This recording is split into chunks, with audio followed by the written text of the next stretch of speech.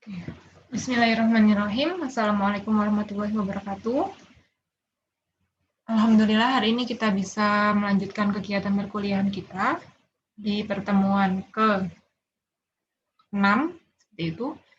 Insya Allah di minggu depan kita akan web meeting ya untuk memeriksa kembali soal-soal yang sudah teman-teman jawab.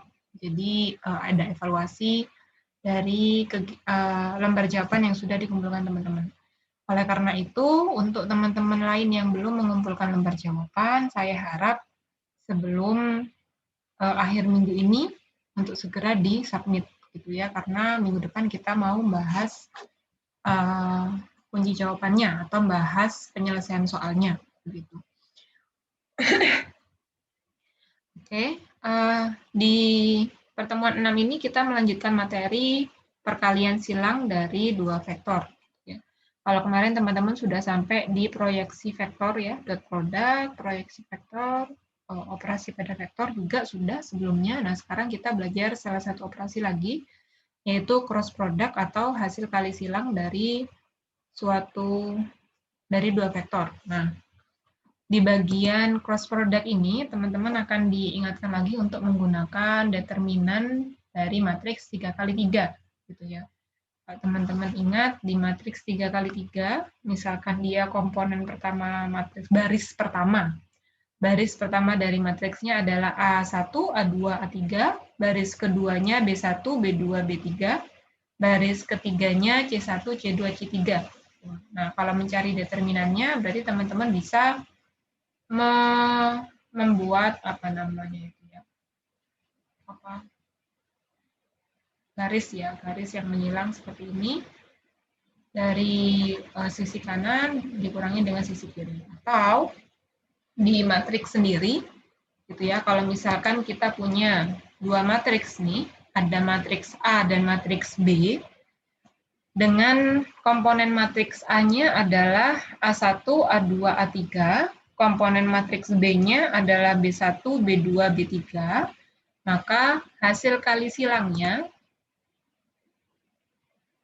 itu bisa kita format ke bentuk matriks ya. Jadi determinan dari baris pertama teman-teman tetap menulis IJK sebagai indikator arah dari matriksnya gitu ya.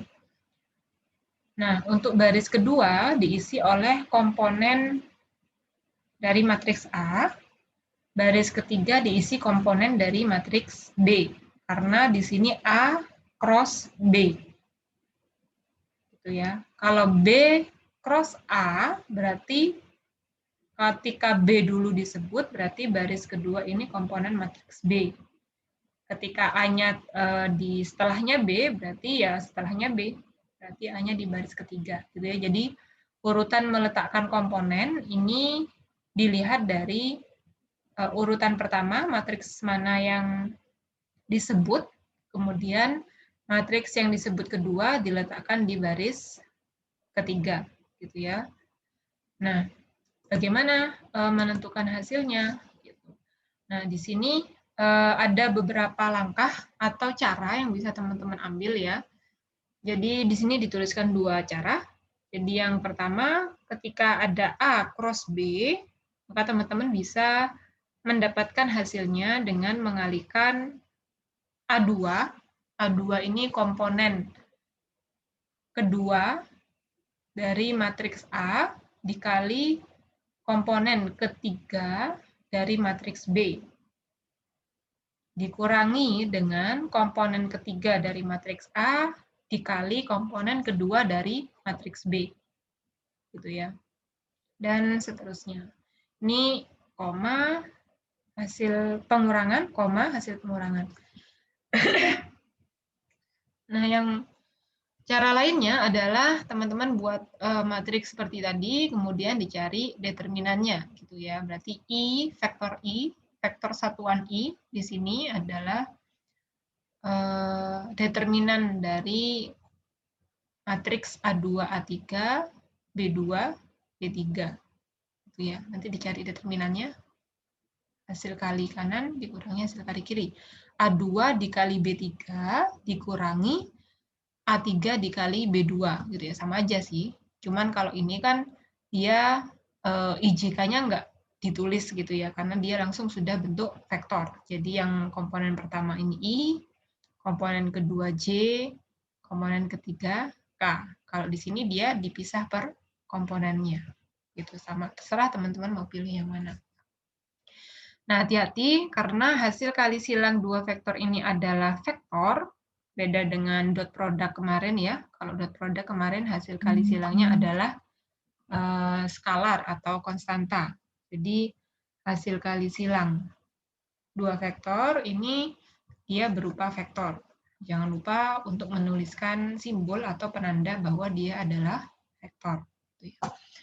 Oke, lanjut ke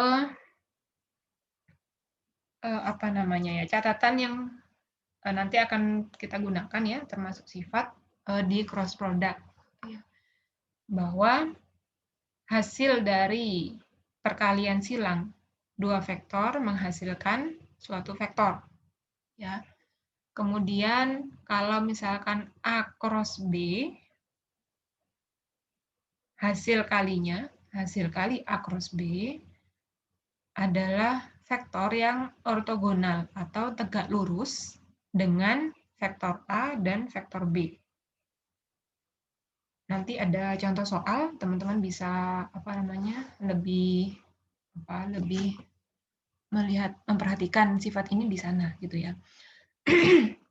Kemudian A cross B itu sama dengan min B cross A. Jadi berbeda dengan yang dot product kemarin, kalau dot product kan A dot B sama dengan B dot A gitu ya. Tapi kalau di sini A cross B tidak sama dengan B cross A. Kemudian selanjutnya B cross A adalah vektor yang pastinya juga tegak lurus dengan vektor A dan vektor B. Cuman arahnya aja yang berbeda dengan A cross B. Ya kan? Oke, nanti teman-teman bisa lihat sambil mengerjakan soal. Nah, kaedah dari perkalian silang itu menggunakan arah telunjuk gitu ya. Teman-teman bisa dilihat di sini, misalkan arah dari vektor U cross vektor V. Kalau vektor U-nya ke sebelah sana, vektor V-nya ke sebelah sana, berarti U cross V, berarti dari U ke V arahnya. Kayak jarinya teman-teman bisa disimulasikan ya. Jadi jarinya itu dari mendatar gini ke kanan arahnya. Itu dari U ke V. Maka hasil kalinya adalah ke atas, ya, jempolnya ini. Nah, jadi hasil kalinya ke atas. Kalau misalkan V kali U, nah berarti V ujung jarinya diarahkan ke ibu jari gitu ya. Jadi nanti ke bawah, arahnya ke bawah. Nah, ini ada contoh ya. Jadi misalkan di sini ada vektor A 3,-1,0, ada vektor B 1,-22, ada vektor W, yaitu vektor W sendiri adalah A cross B, ya, hasil dari A cross B. Yang diminta di sini adalah menemukan vektor W. Gitu ya. Nah, karena W-nya sendiri adalah A cross B, maka ya kita cross-kan gitu ya. Jadi di sini sama dengan 3-1,0 vektor A-nya cross vektor B-nya 1-22 gitu ya. Biasanya seperti apa? Saya pakai sifat yang A2 B3 dikurangi A3 B2 yang di awal tadi ya, di slide ke-3 kayaknya ya, yang di awal tadi. Saya pakai yang itu, nah berarti min 1 kali 2 dikurangi 0 dikali min 2, koma. Ini untuk komponen I-nya. Kemudian untuk J, arah vektor J, arah unit vektor J-nya 0 kali 1, 0 kali 1 dikurangi 3 kali 2, koma, berarti ini J-nya sudah berakhir. Sekarang pindah ke K, K-nya 3, min 2, ini 1, B2 dikurangi dengan A2 B1. Nah, teman-teman tinggal hitung aja, hati-hati menghitungnya ya, yang teliti. Kemudian hasilnya adalah min 2, min 6, min 5. Ini berubah vektor ya, jadi kurungnya hati-hati. Nah, berarti kita menemukan bahwa vektor W-nya sendiri adalah min 2, min 6, min 5. Gitu ya. Nah, selanjutnya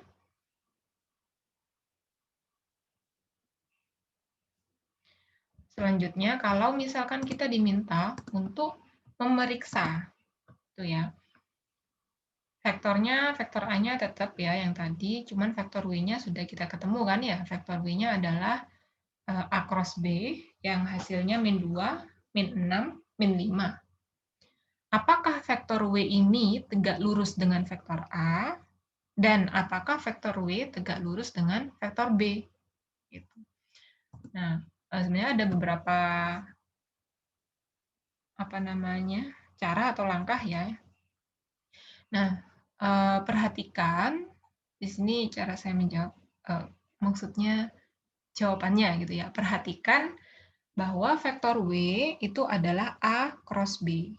Nah, kalau berdasarkan teorema di buku kalkulus edisi 3 ya, jilid 2 yang cetak halaman 193, berdasarkan teorema, hasil dari cross product, yaitu W, yaitu vektor W, akan tegak lurus dengan kedua vektor pengalinya, yaitu vektor A dan vektor B. Nah, dari teorema ini kita bisa menyimpulkan bahwa vektor W-nya tegak lurus dengan vektor A dan vektor B, karena vektor W adalah hasil kali silang dari vektor A dan vektor B. Atau secara aljabar, kita bisa memastikan ketika vektor W kita dot produkkan dengan vektor A, maka hasilnya adalah 0. Ketika vektor W kita dot produkkan dengan vektor B, maka hasilnya adalah 0. Teman-teman masih ingat ya, kalau misalkan dot produk hasilnya 0, maka mereka, dua vektornya tadi itu pasti tegak lurus. Nah, dari sifat itu, dari hasil dot produknya yang menunjukkan bahwa W tegak lurus A dan W tegak lurus B, yang ditunjukkan karena dot produknya menghasilkan nilai 0. Dari proses dot produk di atas, kita dapat menyimpulkan bahwa vektor W tegak lurus vektor A dan vektor W tegak lurus vektor B. Karena hasil dot produk dari hasil dot produknya mereka itu adalah 0.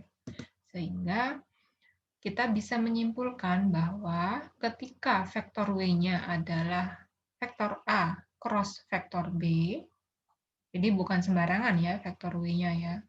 Ketika vektor W-nya adalah vektor A kali cross B, maka vektor W ini akan tegak lurus dengan vektor A, dan sekaligus vektor W-nya akan tegak lurus dengan vektor B. Oke. Ini untuk penjelasan kalimat di bahasa Indonesianya. Khawatir teman-teman perlu mencatat ya. Sama seperti yang saya jelaskan tadi, nanti bisa dibaca lebih detail. Next adalah latihan soal ya. Jadi dari cross product tadi, teman-teman saya harap bisa mengkreasi. Ada 5 soal awal di sini ya. Jadi nomor 1, teman-teman diminta menunjukkan bahwa A cross B itu adalah negatif dari B cross A. Usahakan ambil kasus umum ya. Mau ambil 2 dimensi nggak apa-apa, nggak harus 3 dimensi. Tapi kalau 2 dimensi, IJ aja berarti ya, IJ. Oke. Nanti dicari dulu, misalkan ini kan sudah ada ya kalau A cross B ya. Kalau A cross B kan tadi sudah ada A2B1 dikurangi bla bla bla. Nah, sekarang teman-teman bisa cari yang B cross A. B cross A. Nah, nanti dilihat apakah A cross B-nya sama dengan negatif B cross A. Gitu ya. Pelan-pelan aja, ketemu. Oke, lanjut ke nomor 2. Nomor 2 itu adalah misalkan ada vektor M, komponennya 2, 1, min 1, dan juga ada vektor N, komponennya 3, min 2, 1. Teman-teman diminta menemukan N cross M. Nah, nanti hati-hati meletakkan vektornya ya. Yang mana di baris kedua, yang mana di baris pertama. Atau siapa dikali siapa, gitu ya. Kemudian di nomor 3, ini teman-teman diminta untuk menemukan vektor M. Jadi vektor M-nya ini masih belum tahu siapa. Tapi yang jelas vektor M-nya ini ortogonal atau tegak lurus dengan vektor U dan vektor V. Siapa vektor U dan vektor V-nya? Nah, vektor U dan vektor V-nya ada di sini. Vektor U-nya sama dengan 2i min K, berarti J-nya berapa? Vektor U sama dengan 2i min K, berarti J-nya 0, gitu ya. Dan vektor V sama dengan min J ditambah 2K, berarti I-nya? Ya, I-nya 0, gitu ya. Nah, teman-teman diminta mencari vektor M-nya siapa yang tegak lurus dengan vektor U dan vektor V. Nggak boleh tegak lurus dengan satu aja ya, harus tegak lurus dengan dua-duanya. Nah, kemudian di nomor 4, oke, syaratnya lagi di nomor 3, vektor M-nya nggak boleh 0,0,0 ya. Jelas hasilnya tegak lurus nanti. Di nomor 4, teman-teman diminta menemukan vektor M lagi yang di atas ini. Jadi yang di nomor 3, teman-teman mencari satu vektor M yang tegak lurus dengan U dan tegak lurus dengan V. Jangan diambil pusing ya. Ambil simpelnya aja, selama ada teori yang mendukung, ambil aja. Nomor 4, teman-teman diminta menemukan vektor lain selain yang ditemukan di nomor 3, yang juga tegak lurus dengan vektor U dan vektor V. Gitu ya. Nah, di nomor 5, ini teman-teman diminta kira-kira ada berapa banyak sih vektor M yang tegak lurus dengan vektor U dan vektor V. Apakah hanya ada satu?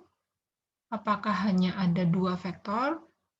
Atau kita bisa buat vektor lain selama syaratnya memenuhi gitu ya. Jadi seberapa banyak vektor yang bisa kita buat sehingga vektor M ini nanti tegak lurus dengan U dan V.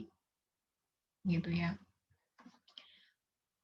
Nah, next kita lanjutkan dulu materinya ke perkalian. Enggak sih, sebenarnya kita mau melihat sifat lain dari cross product ya. Nah, teman-teman masih ingat di sifat sebelumnya bahwa besar vektor V kuadrat itu bisa dicari atau sama dengan dari vektor V dot vektor V. Nah, kalau misalkan kita punya A cross B besar dari A cross B kuadrat. Nah, sejalan sama apa ya? Nah, yang pertama teman-teman harus perhatikan adalah bahwa besar dari A cross B kuadrat itu akan senilai dengan ini. Dari mana? Teman-teman bisa mencoba kalau A cross B kan ada tadi di slide ketiga ya, yang A1B, A2B1, dan seterusnya itu. Nah, itu bisa dicari panjangnya, berarti bisa komponen I-nya bisa teman-teman kuadratkan, komponen J-nya bisa dikuadratkan, komponen K-nya bisa dikuadratkan, nanti setelah manipulasi aljabar akan ketemu di baris yang ini. Gitu ya, persamaan yang ini. Nah, dari persamaan yang ini itu kita bisa kelola lagi dari sini ya, A1 kuadrat plus A2 kuadrat plus A3 kuadrat dikali B1 kuadrat plus B2 kuadrat plus B3 kuadrat, ini akan menjadi besar A kuadrat dikali besar B kuadrat, dikurangi, nah ini A dot B kuadrat, ya A1 B1, A2 B2, masih ingat ya? A1 B1, A2 B2 ini kan A dot B ya, A dot B. Nah, sehingga ketika kita manipulasi lagi, nanti teman-teman akan dapat, kalau ini kita uraikan ya, ini bukan diuraikan sih, Iya sih, diuraikan pakai cos-nya A dot B kemarin. Nah, kita dapat cos kuadrat theta gitu ya. Singkatnya sebenarnya di sini kita mau menemukan bahwa besar dari vektor A cross B itu senilai atau sama dengan besar dari vektor A dikalikan besar dari vektor B dikalikan sin theta. Hanya di sini sin theta-nya bernilai 0 sampai pi gitu ya. Jadi kalau dia lebih dari 180, maka teman-teman buat ke 180 dulu. Gitu. Oke. Nah, dari sini penjelasan sampai sini kita dapat 4 poin ya. Jadi ada besar A cross B adalah besar A dikali besar vektor B sin theta, kemudian A dot B-nya adalah besar vektor A dikali besar vektor B cos theta, kemudian vektor A cross B-nya seperti ini tadi ya, B2, B2, dan seterusnya. Kalau A dot B, berarti A1, B1, A2, B2, ditambah A3, B3. Ini kurungnya aja udah beda ya, hati-hati nanti teman-teman nulis kurungnya. Oke. Lanjut, beberapa karakteristik ya dari cross product. Nah, tadi sudah sempat kita singgung bahwa A cross B adalah akan menghasilkan suatu vektor yang tegak lurus dengan vektor A dan vektor B. Kemudian A cross B sama dengan min B cross A. A tegak lurus dengan B jika dan hanya jika, ini penyebutan vektor saya singkat nih, nggak saya sebut. Vektor A tegak lurus dengan vektor B jika dan hanya jika vektor A dot vektor B-nya sama dengan 0. Nah, vektor A sejajar dengan vektor B jika dan hanya jika vektor A cross vektor B sama dengan 0. Nah, ini mungkin sifat yang bisa teman-teman pakai untuk menyelesaikan soal atau menjelaskan ya. Nah, kita lanjut sedikit ke area atau luas daerah dari segitiga, triangle, and parallelogram. Parallelogram ini adalah jajar genjang. Jadi kita mau menemukan panjang segitiga dan jajar genjang dari suatu bangun yang kita buat di 3 dimensi ya. Kalau di 2 dimensi mungkin lebih mudah. Istilahnya yang kita buat dari vektor. Nah, di gambar itu sudah ada vektor A dan vektor B, di mana tingginya dari si jajar genjang ini ya, tingginya si jajar genjang adalah besar B sin theta, ya sin depannya ini. Oke. Nah, teman-teman pasti ingat bahwa luas itu adalah alas kali tinggi, ya kan? Berarti kalau kita mau mencari luas dari jajar genjang, ya berarti alasnya di sini adalah vektor A, panjang vektor A ya. Vektor A-nya segini. Kalau luas berarti kita ambil skalarnya aja. Jadi besar vektor A dikali besar vektor B, yang ini ya, besar vektor B dikali sin theta. Kan alas kali tinggi, gitu ya. Itu adalah luas dari jajar genjang. Nah, kalau luas jajar genjang adalah A dot B sin theta, berarti kalau luas segitiga, segitiganya kan bisa kita buat dari ini ya, bagi luasnya jadi 2 gini ya, entah kanan entah ke kiri. Nah, berarti kita bisa dapat luas jajar genjangnya dari setengah besar dari A cross B. Atau setengah dari besar vektor A dot vektor B sin theta. Terserah teman-teman nanti mau pakai yang mana.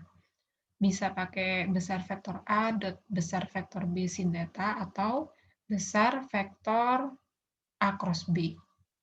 Ini di-crosskan dulu ya, baru dicari dicari besar vektornya ya. Itu dari luas segitiga. Nah, Contoh, misalkan di sini kita diminta untuk mencari luas segitiga PQR dengan P-nya berada di titik 1, min 1, 2, Q-nya berada di titik 2, 3, 1, R-nya berada di titik min 2, 3, dan 4. Gitu ya.